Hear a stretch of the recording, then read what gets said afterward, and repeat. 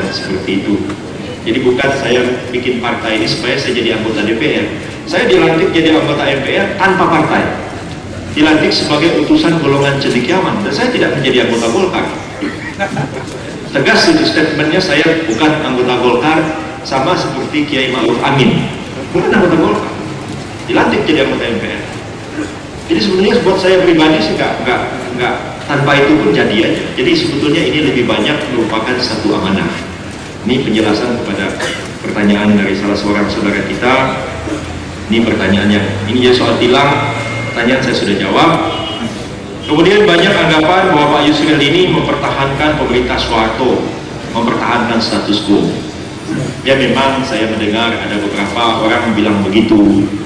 Ada yang bilang katanya perbedaan Yusril sama Pak Amin itu, Pak Amin itu anti Soeharto, Yusril itu pembela Soeharto. Ya, saya ya waktu ditanya begitu ya saya diam saja. Ada juga rekan lain tokoh partai juga yang mengatakan Yusril itu Soehartois, ya. Bikin partai Bulan Bintang itu dibiayai sama Soeharto. Jadi saya waktu ditanya wartawan di SCTV, bagaimana reaksi Anda terhadap ucapan-ucapan ini? Saya bilang kritik beliau itu saya terima dengan sabar dan tawakal. Yang kedua, saya menganjurkan marilah politik ini kita bangun atas dasar akhlakul karimah, akhlak yang baik. Kalau belum apa-apa kita sudah lempar tuduhan-tuduhan yang tidak jelas apa dasarnya. Bagaimana kita bisa membangun demokrasi yang sehat di masa depan? Ini cuma itu jawaban saya. Jadi saya tidak marah kepada Pak Ridwan Saidi yang misalnya mengatakan begitu. Ya saya semuanya itu saya katakan ya saya terima dengan sabar dan tawakal. Jadi saya jawab begini, kalau orang nuduh dalam hukum kita itu beban pembuktian bukan pada orang yang dituduh, tapi pada orang yang menuduh. Kalau saya dituduh sama jaksa, sama polisi, kamu nyuri ayam, bukan saya yang harus membuktikan. Tidak betul, saya tidak mencuri ayam. Kapan saya mencuri ayam? Kemarin malam. Di mana? Di Surabaya. Oh enggak, saya ada di Jakarta. Bukan saya yang harus membuktikan. Polisi sama jaksa itu yang membuktikan bahwa saya betul mencuri ayam. Bukan saya perlu bawa kwitansi. Loh ini ayam saya beli sama Pak Ahmad, ini kwitansinya. Bukan saya yang harus membuktikan. Yang membuktikan orang yang menuduh. Jadi kalau orang menuduh bahwa ini Yusril bikin partai dibiayai sama Soeharto, bukan saya yang harus membuktikan. Tidak. Ini lihat rekening banknya, lihat ini ceknya, bukan dari Soeharto. Bukan. Yang berkewajiban membuktikan adalah orang yang menuduh itu. Kalau dia tidak dapat membuktikan, dia memfitnah. Itu aja. Dan kalau orang memfitnah, saya bisa menuntut orang itu di pengadilan. Nah, tapi sementara ini saya lebih banyak bersabar dan bertawakal saja. Nah, jadi persoalan Soeharto itu kita sudah sama-sama maklum. Ya. Kalau mau dibilang kaum modernis ini sudah dizolimi bukan hanya di zaman Soeharto, di zaman Soekarno juga dizolimi, di zaman Soeharto dizolimi lagi. Dan kita semua ini ngelawan. Saya juga katakan kepada mahasiswa, ya kalian tokoh reformis, saya tidak mengaku saya reformis. Tidak, saya orang biasa saja. Saya datang ke DPR sama Pak Amin, oleh Pak Fatwa dipasang NPC, ditulis reformasi damai. Pak saya tahu aja PC-nya. Jangan Pak, saya ngomong biasa aja lah. Saya tidak ingin dibilang reformis, bilang orang biasa aja lah. Tapi banyak teman-teman yang muda-muda, Pak Amin yang reformis, wah. Pukul 2 malam duduk-duduk rumah saya. Ini bagaimana saya lagi tidur? Demi reformasi Pak. Masya Allah saya pikir demi reformasi pukul 2 malam duduk-duduk rumah saya. Nah sudahlah saya dengar omongannya. Ya saya bilang kalian kan baru berteriak melawan ketika Soeharto itu sudah kena krisis moneter. Ketika sudah krisis moneter, pemerintah Orde Baru itu sudah semboyongan. Baru kalian demo ramai-ramai. Itu ranah aja orang sudah semboyongan. Ya. Kami-kami ini yang lebih tua tahun 78, sebagian tahun 75, saya diuber-uber, dicari-cari, dikejar-kejar waktu peristiwa Danau Priok. Kami melawan dari dulu ketika pemerintah itu sudah kuat-kuatnya. Ketika Benny Murdani masih panas, ketika Pak Lomo masih kooperatif, nauzubillah min dzalik kita umat Islam. sekarang ini tentaranya sudah lunak, nggak sebeli tentara pada zaman itu. Oh, zaman itu luar biasa. Jadi kami tahu bahwa pemerintah Soeharto itu kelewat kuat. Dia apa-apain nggak bisa. Dia itu bisa sempoyongan ketika ekonominya runtuh. Ketika ekonominya runtuh, kalian demo, itu terang aja. Coba kalau dia lagi kuat-kuatnya kalian demo, belum tentu dia bisa jatuh. Kami sudah coba, nggak jatuh. Berapa banyak dibantai di Priok segala macam, nggak jatuh-jatuh.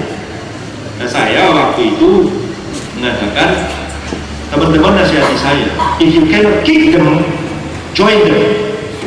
Bila kamu tidak bisa tendang mereka itu, kamu gabung sama mereka. Maka itu saya ditawari untuk jadi speech writer, menulis pidato. Saya nggak mau, wah ini kacau ini. Saya berkonsultasi dengan banyak para sesepuh, termasuk juga dengan Pak Amin. Ya sudah, kamu masuk aja di dalam, kamu kerjain aja. Makanya saya bilang sama teman-teman, saya ini beda sama Harmoko. Harmoko itu ada presiden, nanti keluar menurut 7 Bapak Presiden. Jadi ya, yang ngomong itu Pak Harto pakai mulutnya Harmoko. Saya sebaliknya, yang ngomong saya pakai mulut Pak Harto. Saya mulut saya baca. Dan itu jujur, waktu Muktamar Muhammadiyah di Aceh, waktu ada Muktamar RSI, di mana itu di Pondok Kenggong, mana saya sudah lupa. Yang Pak Harto datang sama salaman sama Gus Dur. Nah, saya tanya orang yang mau mengundang itu, ini Bapak maunya apa? Pak Harto, Bapak suruh ngomong apa? Bilang aja ke saya. Pak Amin sama Pak Syafii Ma'arif, saya datangi, saya telepon berkali-kali. Pak Amin, ini Pak Harto disuruh ngomong apa nih? Ya, yang di Gendong juga begitu, tuh RMI, ya, yang Pak Harto datang, ya, Pak Harto bicara para ulama, para kiai, jangan uzlah lagi. Saya tulis uzlah. Ajudannya apa sama Pak Yusril? Pak Harto tanya, itu uzlah artinya. Ya, jangan diganti kata-kata uzlah itu. Pokoknya uzlah itu para kiai semua tahu. Tidak ada kiai yang nggak ngerti uzlah. Kelewatan kalau kiai nggak ngerti. Kita baca para kiai, para ulama, para tokoh pesantren. Ini kita sudah, negara kita ini punya kita jangan uzlah lagi seperti zamannya Belanda. Zaman Belanda kita ini negara kita. Ayo kita kerjakan rame-rame. Kita jangan jadi penonton. Pantau pidato. Jadi Aceh juga begitu. Berapa kali Muktamar Muhammadiyah saya ajak tokoh-tokoh ngomong apa? Sini saya nulis. Ya jadi ya begitu Pak. Atau mau berhenti malam-malam itu semua sudah di demo semua apa? Saya bertemu dengan Pak Amin, Pak Amin besok tuh Pak aku nggak bisa lagi, dia harus berhenti. Cara berhentinya begini, digelapin lampu di rumahnya Malik Fajar. Ya, ada Parmi Hadi, ada Pak Amin, ada Nurholis Majid, ada segala macam. Caranya begini. Nanti Pak Amin besok begini, oke. Sampai saya di istana jam 9:15 saya masih telepon Pak Amin. Pak Amin, saya dibikin kaget nih sama si Abi Ma'ruf, ya, Sekjen DPR. Dia bilang, Pak Yusril, ini bagaimana Bapak ngatur acara begini? Kok sumpahnya Pak Habibie di depan DPR, Mahkamah Agung? Dia bilang, lu bagaimana mau di DPR? DPR-nya sedang diduduki oleh banyak orang. Maksudnya, oh itu kemarin Pak, hari ini gedung DPR sudah tidak diduduki lagi. Oh, panik saya. Saya telepon Pak Amin, Amin, apa betul itu gedung DPR sudah kosong? Oh Pak, katanya masih ada. Oh, begini, ini masih ada waktu setengah jam. Pak Amin kerahkan orang-orang ramai ke DPR.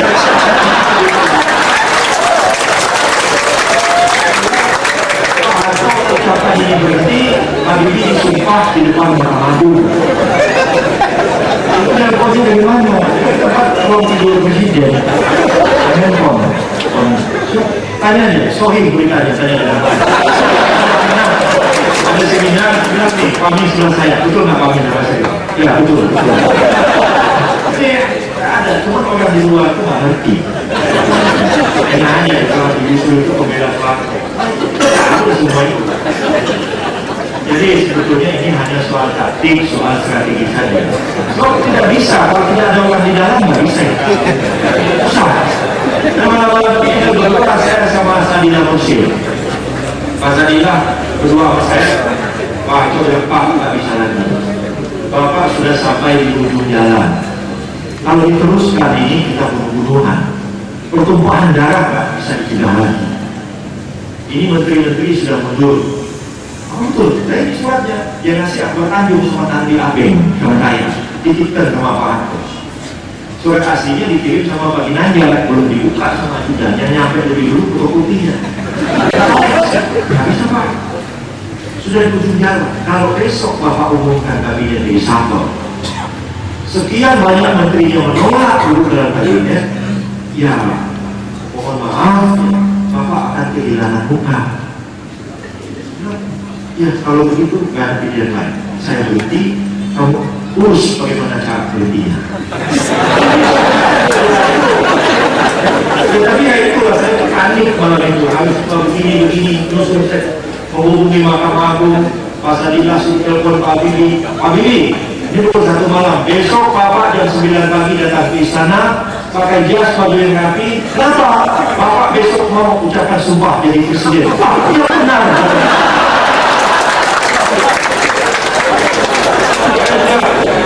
Pukul 1 itu berdua malam membangunkan ketua Mahkamah Agung, Pak Sarwata. Besok pagi jam 9 Bapak Presiden mau ketemu Mahkamah Agung, lengkap pimpinannya. Ada apa? Kami tidak tahu. Beliau hanya minta jam 9 Bapak datang ke istana, lengkap dengan pimpinan. Jangan lupa pakai toga. Iya pakai toga buat apa? Pakai toga. Aneh ketua Mahkamah. Pokoknya jam 9 besok datang. Sudah ditawar telepon. Pukul setengah 9 dia cari-cari saya di istana. Mana Pak Yusril mana? Ini ada apa di istana? Mau ucapkan sumpah Pak Yusril katanya. Saya sudah dengar itu waktu subuh tadi. Saya bicara sama Harmoko bahwa ini mau menyumpah wakil presiden jadi presiden. Saya tidak sempat baca semua buku, hanya beberapa. Saya bertanya Bapak, apakah ini betul dari segi hukum atau tidak? Jangan sampai Mahkamah Agung melakukan kesalahan sejarah. Saya bilang Pak, saya sudah telah semua buku, saya sudah telepon Pak Profesor Ismail Suni, dan beliau mengatakan betul ini. TAP MPR 7 tahun 73 mengatakan kalau DPR tidak dapat bersidang, maka sumpah itu diucapkan di hadapan Mahkamah Agung. Saya pertaruhkan bahwa sah. Mahkamah Agung bilang, saya cuma mau konfirmasi. Ya. Kalau Bapak katakan sah, baik kita lakukan. Itu bajunya tidak terulang, langsung berdiri ke depan, berdiri begini, Habibie langsung ucapkan sumpah. Panik itu semua. Antara sudah begini-begini, antara pasukan sana marinir, sini Kopassus, sini Kostrad, sini apa, sudah siap dengan senjata. 150.000 prajurit dengan 3 juta peluru tajam. Siap itu. Tanggal 20 Mei itu perintah Pangti kepada Pangap, kalau demonstran maju sampai patung kuda di ujung jalan Tamrin, tembak mati. Dan saya bisa membayangkan kalau tidak dicegah malam itu, pembantaian besar-besaran akan jauh lebih dahsyat daripada Tiananmen. Habis tanyanya Pak Mohdi yang sekarang ini sedang diperiksa. Pak Mohdi dia angkat telepon, dia ngomong sama Pak Amin. Pak Amin, bagaimana ini? Mohon Bapak jangan kerahkan orang lagi. Kami sudah diperintah untuk tembak di tempat, ganti peluru karet dengan peluru tajam. Saya ini orang Muhammadiyah Pak Amin. Tapi sebagai jenderal saya tidak bisa berbuat lain kecuali melaksanakan perintah. Perintah Panglima tertinggi, kalau orang demo sampai ujung jalan Tamrin, tembak. Apakah saya orang Muhammadiyah ini akan menimbaki warga Muhammadiyah sendiri? Itu pukul 3 pagi tuh telepon Pak Amin. Nah ini Pak Amin ya disorot oleh SCTV, umumkan besok jangan demo. Itu panik gitu. Jadi saya sebetulnya mohon maaf lah kalau saya melakukan kesalahan dalam hal ini. Yang terpikir pada saya pada waktu itu, bagaimana mengakhiri konflik ini dengan damai tanpa pertumpahan darah. Itu aja sih. Saya sudah melihat pada itu yang namanya pengawal presiden itu sebentar diperiksa. Ini pengawal ini siapa? Orang mana ini? Jangan-jangan nanti masuk ke dalam tembak presiden. Ini orang mana ini? Ngeri saya. Dan itu pasukan itu itu sudah ada lah berita-berita mengatakan itu akan diprovokasi. Karena tentara itu sudah begini itu 3 hari, sudah didoping, suntik semua. Saya juga malam-malam ditarik begini disuruh suntik kok. Saya jangan bertahan, saya bilang. Nanti saya kalau disuntik nanti gitu. Ya, nggak tidur, nggak tidur terus apa? Udah seminggu nggak tidur, terus nggak tidur, terus kerja, gelisah terus. Oh nggak bisa. Nah jadi sudah dengar itu kan tentara itu kalau sudah begitu terus dipegang senjata itu sudah gemetaran ya. Saya sudah dengar itu ada yang memprovokasi dan mereka juga tahu kalau di sana grupnya Kopassus, ini grupnya Marinir, ada yang nakal tembak aja dari itu kita udah nggak bisa cegah lagi. Tentara akan saling baku hantam satu dengan yang lain. Jadi yang terpikir waktu itu bagaimana krisis ini berakhir dengan damai. Ya terpaksa lah. Saya bilang ya yang konstitusional. Sama malam itu saya temui Pak Bagio, temui semua pembina militer. Pak Harto mau berhenti besok, caranya begini. Dia berhenti, statement wakil presiden menggantikannya menjadi presiden. Ini yang konstitusional. ABRI bagaimana sekarang? Ini tergantung ABRI. Ya ini yang benar. Ya sudah, kalau gitu Pak Wiranto besok baca satu statement, ABRI mengatakan sah dan konstitusional. Makanya begitu Pak Habibie selesai mengucapkan sumpah, Pak Wiranto maju statement ABRI. Itu saudara-saudara harus maklumannya. Semua senjata itu sudah disiapkan di luar sana. Kalau Pangap itu bicara lain daripada itu, mereka mengatakan kita sebagai prajurit berhak untuk menembak Pangap. Sudah disiapkan itu. Dan begitu Pak Wiranto mengucapkan ini, ABRI menyatakan ini sah, konstitusional, ABRI mendukung pemerintah yang baru. Saya alhamdulillah. Kalau pada waktu itu Pak Wiranto mengatakan ini tidak sah, saya tidak bisa membayangkan apa yang terjadi pada negara ini. Jadi sebetulnya itu keadaan itu panik. Jadi ada Profesor Filipus Hajon dari Erlangga, Gede Atmaja dari Bali. Wah, Yusril bilang tidak sah. Saya kalau datang ke Denpasar, Yusril itu tidak perlu saya yang meladeni, cukup asisten-asisten saya saja. Tidak sah, tidak konstitusional, macam-macam ngomongnya. Saya bilang orang-orang ini ibarat penonton sepak bola dunia ketika pertandingan sudah selesai.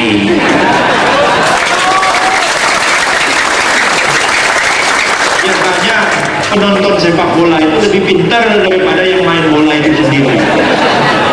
Kita ini bukan orang juri di kampus. Saya itu menghadapi kenyataan panik. Pikir, udara ini gimana gua? Kalau hantam-hantaman blok-blok jenderal satu dengan jenderal, ini gimana? Panik sudah malam itu. Jadi ya inilah saya mohon maaf. Jadi kalaulah ada tuduhan mengatakan wah Yusril ini orang Soeharto, mempertahankan Soeharto mati-matian, ya bikin partai bulan bintang dibiayai sama Soeharto. Ya saya mudah-mudahan saya sudah mengklirkan soal-soal itu di sini. Kita sadar dengan semua itu. Saya tidak pernah mau mendukung orang secara pribadi. Saya lebih percaya kepada sistem. Maka itu saya bilang sama teman-teman, saya ini nggak ada bandingannya jadi ketua partai dengan tokoh-tokoh yang lain yang banyak pengikutnya, yang dimuliakan orang, yang dipuja-puji orang. Ya model saya ini nggak ada tampangnya jadi ketua partai. Karena saya pikir orang tidak perlu fanatik sama saya. Orang perjuangkan sistem, saya ini apalah jadi orang.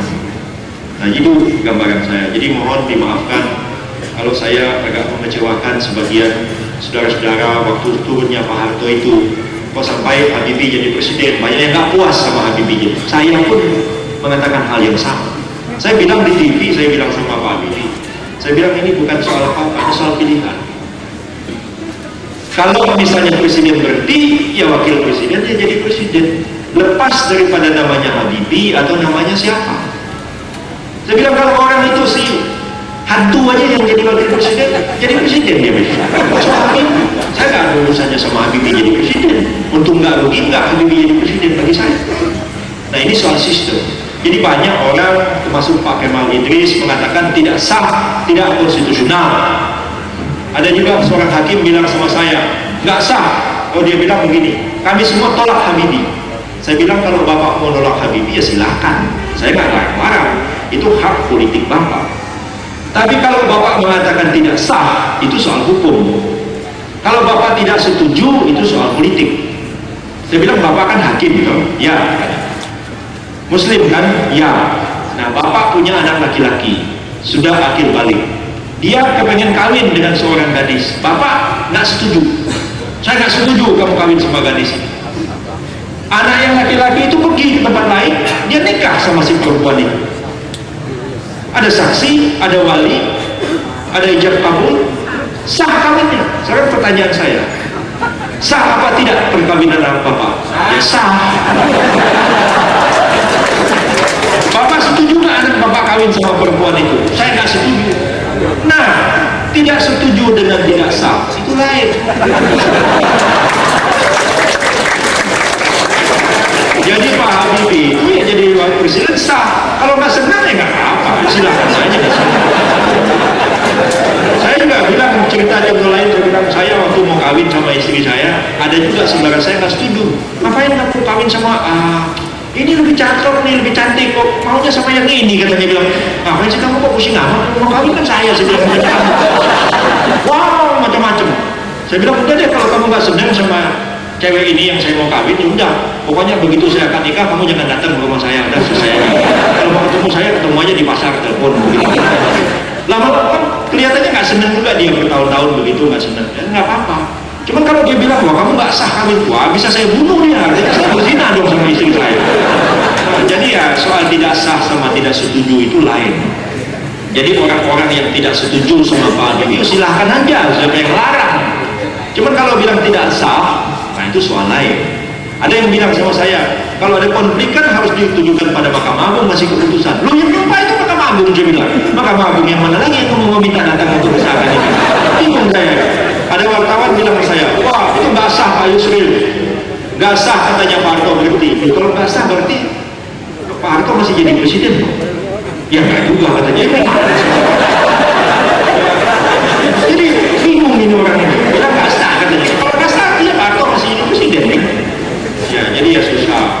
Saya bilang saya ini repot jadi orang. Kemarin semua orang rame, turunkan Soeharto berhenti sekarang juga. Saya sama Sadila sudah bikin dia berhenti, kalian bilang nggak sah lagi. Ya gimana sih maunya, saya bilang bingung juga saya ini. Jadi itulah, kalau dia ada melakukan hal-hal lain di luar hukum tata negara itu diurus saja, oke ya. Kemudian ya kalau tokoh-tokoh Islam itu bersatu mendirikan partai, ya saya maunya begitu. Dan insya Allah itu sedang kita usahakan terus. Jadi jangan kita putus asa. Ya, Pak Amin ada caranya sendiri. Saya agak sedikit beda pikirannya. Ya, kalau saya pikir dan lain-lain, kita itu ini Partai Bulan Bintang ini rumah kita. Ya, kita lah di sini. Di situ rumah orang.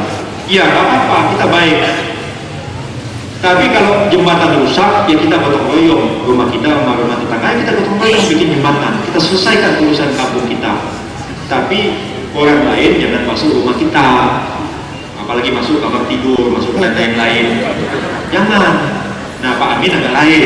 Pak Amin ingin bikin PAB, semua orang ada di situ, di rumahnya. Nah, kami pikir, kita bikin di rumah kita dulu. Nanti kita baru negosiasi sama orang lain. Nah, Mas Umi juga dulu begitu.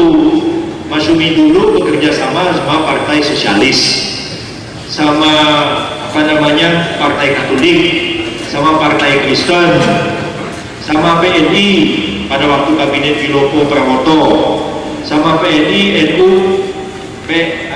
bikin kabinet Ali Lumidham. Rumah kita ini, nah situ rumahnya partai Kristen, nah kita sama-sama. Nah Pak Amin bedanya soal taktik saja. Saya bilang nanti repot kita.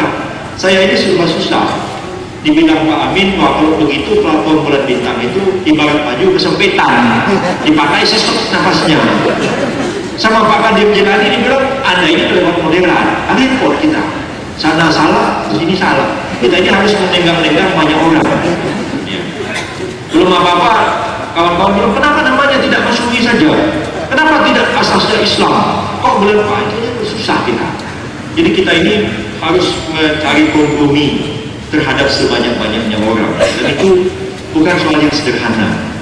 Jadi jangan kita putus asa dulu. Insya Allah kita terus melakukan pendekatan-pendekatan, ya baik Bulan Bintang, PKB-nya Pak Maturi Abdul Jalil, Partai Umat Islamnya Pak Jedigar, dan yang lain-lain, PAB-nya Pak Amin. Kalau nanti didirikan tanggal 17, ya kita carilah islahnya bagaimana. Dan saya yakin tidak akan ada perbedaan-perbedaan besar antara kita sesama kita. Kalau dengan orang ahli kitab aja kita disuruh mencari kalimat sawain bainana wa bainahum, apalagi kita sama kita. Ini kan cuma kita itu orang lain yang kadang-kadang suka bergugurkan seolah-olah saya sama Pak Amin itu sudah mau tonjok-tonjokan. Nggak ada itu. Pak Amin kalau ketemu ya ketawa aja. Iya, tapi kadang-kadang orang suka memperuncing-runcing sesuatu yang sebetulnya tidak demikian. Itu harapan kita. Ya. Kemudian masih banyak pertanyaan. Partai-partai saya kira saya sudah jawab. Banyak pertanyaan begini. Peristiwa Tanjung Priok memang terus dituntut sekarang ini. Ya. Dituntut oleh kawan-kawan kita juga, oleh KISDI, oleh lain-lain, dan itu terus akan berlanjut. DPR sudah siap membuat komisi mencari fakta. Saudara-saudara kita di P3 juga begitu. Jadi akan terus dituntut soal Tanjung Priok ini. Saya ini lagi-lagi ditanya apa betul katanya dalam Partai Bulan Bintang itu ada 2 aktivis pro Soeharto. Ya barangkali ya saya yang itu. Ya saya pikir kita sabar sajalah kalau ada tuduhan-tuduhan begitu. Sebenarnya susah juga. Kalau kita orang Indonesia pergi ke luar negeri, orang akan tanya, kamu orang apa? Orang Indonesia. Warga negara Indonesia? Ya. Berarti kamu rakyat Soeharto kan? Semua kita juga akan dituduh begitu. Coba aja pergi ke luar negeri. Kok Anda ini jadi rakyat Soeharto? Nah, jadi ya dengan mudah begitu. Semua orang juga bisa dikatakan begitu. Siapa yang nggak akan mengelak? Apakah kita ini tidak pernah mengakui bahwa kita ini rakyat Indonesia? Pada satu zaman presidennya namanya Soeharto. Dibilang kamunya rakyat Soeharto. Banyak juga. Saya nggak mau ditentang P4, nggak mau ikut Golkar. Banyak teman-teman belum apa-apa sudah ikut tentang P4. Saya bilang, kalau gitu kamu sempat diindoktrinasi sama sistem bikinan Soeharto. Ya jadi sebetulnya susah. Dan orang gampang aja melemparkan fitnah-fitnah begitu. Tapi lebih baik kita bersabar saja menghadapi semua fitnah-fitnahan ini. Kemudian saya berharap begini, Partai Bulan Bintang itu kita tidak singkat partai lantang. Itu sebetulnya satu koreksi kita. Dan ceritanya begini, pada waktu partai itu diumumkan di Masjid Agung tanggal 26 kemarin, ada wartawan Antara. Ini partai disingkat apa? Kita bilang kita nggak singkat Bulan Bintang aja. Apa mau disingkat PBB atau disingkat Partai Lantang? Oh yang itu jangan, saya bilang. Kalau orang singkat PBB saya masih bisa malu. Tapi kalau disingkat Partai Lantang, itu image-nya kurang baik. Seolah-olah partai ini tukang berkelahi, banyak orang berantem. Enggak, saya bilang ini partai moderat kok. Islam itu saya jawab katakan waktu itu bukan ekstrem kiri, bukan ekstrem kanan. Kita itu ummatan wasatan, umat pertengahan. Kita bukan kanan, bukan kiri. Jadi mohon jangan disebut partai lantang. Karena partai lantang itu tukang berteriak mengajak orang berkelahi. Enggak. Ini partai damai-damai aja, tenang-tenang aja begitu. Jadi mohon supaya penyebutan partai lantang itu yang sebetulnya kekeliruan. Di SCTV kalau disebut begitu langsung kita koreksi. Jadi jangan, mudah-mudahan janganlah dipakai istilah partai lantang karena seolah-olah kita partai lantang nanti partai menantang katanya, kan nggak ada kan. Kita maunya ya tenang-tenang aja lah, kita ajak orang berpikir yang rasional begitu, jadi bukan mau berkelahi. Kalau soal UUD 45 ditafsirkan ya kepentingan penguasa, itu betul. Dan kita memang sudah mengatakan UUD 45 itu perlu diamandemen pasal-pasalnya. Sudah dulu, saya sudah 10 tahun yang lalu dalam buku-buku yang saya tulis sudah bicara itu, bukan di zaman sekarang saja. Kemudian ya saya kira soal saya dengan Pak Amin saya sudah jelaskan. Mudah-mudahan islah itu akan ada. Itu hanya perbedaan taktik, perbedaan strategi saja. Apa namanya? Ya ini pertanyaan mengenai soal jemaah di Pasuruan dan lain-lain. Apa namanya? Saya menganggap ya kita perlu sabar saja. Jangan kita mudah terpancing. Saya ingat kira-kira 3 minggu yang lalu saya datang ke Banyuwangi. Dari Bali saya datang, begitu sampai di Ketapang apa namanya itu ya tempatnya itu. Terus dijemput tentara. Lalu ada apa ini? Ada demo Pak. Demo apa saya bilang? Katanya isunya Bapak datang berdua sama Pak Amin ke Banyuwangi. Oh enggak, saya bilang saya datang sendiri. Itu Pak Purnomo Sidik, Bupatinya Banyuwangi, itu sudah berpidato pakai halo-halo. Ini tidak, yang datang ini Pak Yusril sendiri, bukan berdua sama Pak Amin. Kan sudah dipasang spanduk, diumumkan di masjid Jumat kemarin, Pak Yusril yang mau ceramah di Banyuwangi sendiri. Enggak Pak, dengan Pak Amin. Sampai saya dibawa pakai mobil masuk dalam kota, diangkat begini supaya kelihatan bahwa saya datang cuma sendiri dengan Pak Amin. Nah baru bubar. Nah, tapi saya waktu itu menghimbau kepada ikhwan-ikhwan ya, oh ya jangan begitu. Gus Dur kan sudah menghimbau juga, jangan kita diadu domba oleh orang-orang lain. Nah itu harapan kita semua. Kita bersaudara dan saling dukung-mendukung satu sama lain. Jangan saudara kita dibuat begitu. Nah, jadi saya mengatakan bahwa kita bersabarlah sambil menjelaskan soal-soal ini supaya tidak timbul salah paham. Kalau target saya bilang partai ini, saya nggak bisa bilang apa-apa target-targetan. Itu nantilah mungkin pertengahan Agustus baru akan diumumkan program kerja macam-macam semua begitulah. Sekarang ini pokok-pokoknya saja. Kalau target saya nggak tahu. Dan saya bilang ya kalau partai ini mendapat pendukung banyak, alhamdulillah. Kalau partai ini tidak didukung rakyat, ya udah bubar aja. Jadi kita praktis saja. Kemudian soal koalisi kita belum bicara apa-apa.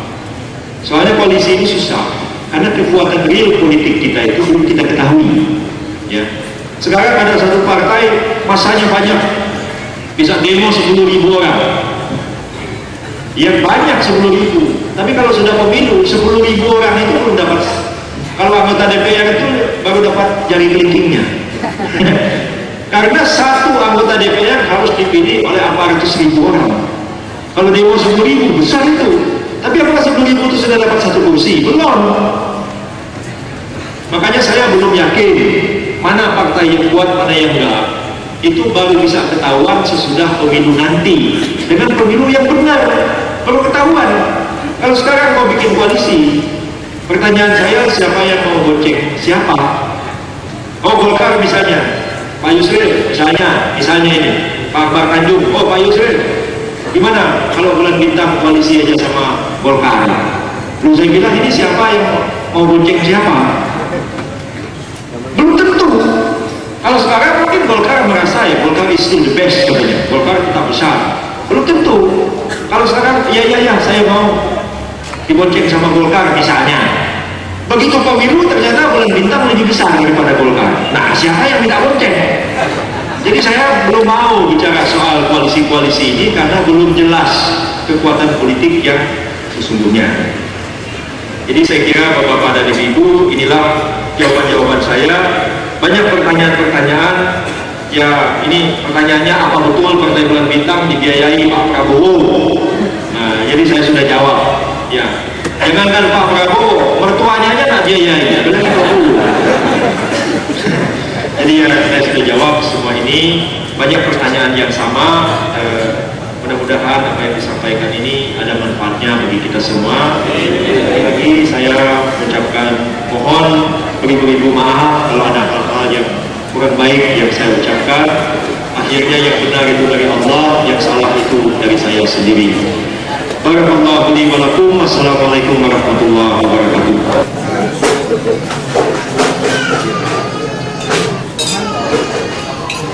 Saya kasih dari ya sama Pak nanti aja Pak itu sekarang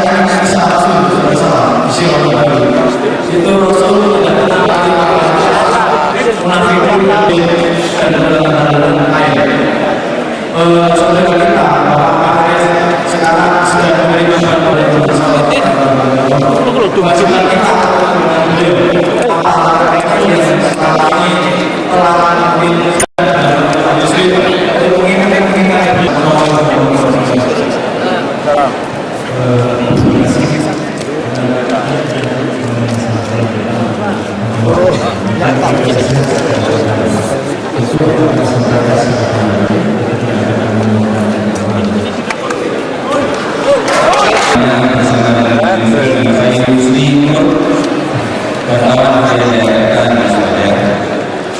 tadi saya sangat tertarik dengan apa yang disampaikan Pak Yusril bahwa kita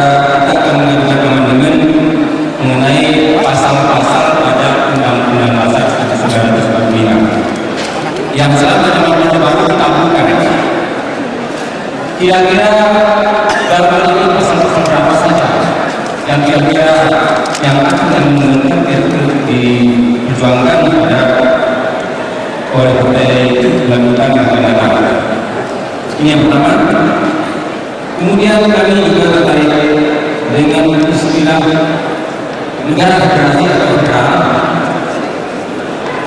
Mungkin selama ini kami juga mendengar bahwa ABRI saat ini sudah didoktrin bahwa dengan adanya federasi itu negara kita akan terpecah belah, persatuan dan kesatuan akan hancur yang kita perjuangkan sejak tahun 1998. Ini doktrin yang diberikan kepada ABRI nasional. Tolong kepada Pak Muslim memberikan gambaran kepada kami di sini bagaimana bentuk proses hancur pada saat negara akan bentuk federal ini. Terima kasih. Dan kita berbicara wassalamualaikum warahmatullahi wabarakatuh. Terima kasih atas pertanyaan ini. Itu tidak di masyarakat memang diskusi tentang negara, tapi yang baru kita dengar itu yang sebesarnya belum sampai kepada ini. Kita tahu Amerika Serikat misalnya negara itu United States, the States juga, tapi dipimpin oleh Gubernur. Malaysia juga negara, Pakistan juga, India juga, Kanada juga, tapi belum betul. Jadi ada krisis seperti kata-kata artinya kita belum tahu jelas sebetulnya bentuk federal seperti apa yang Indonesia. Tapi dengan kita sudah jelas mempertahankan negara kesatuan dengan otonomi penuh kepada negara kesatuan. Jadi tidak sekali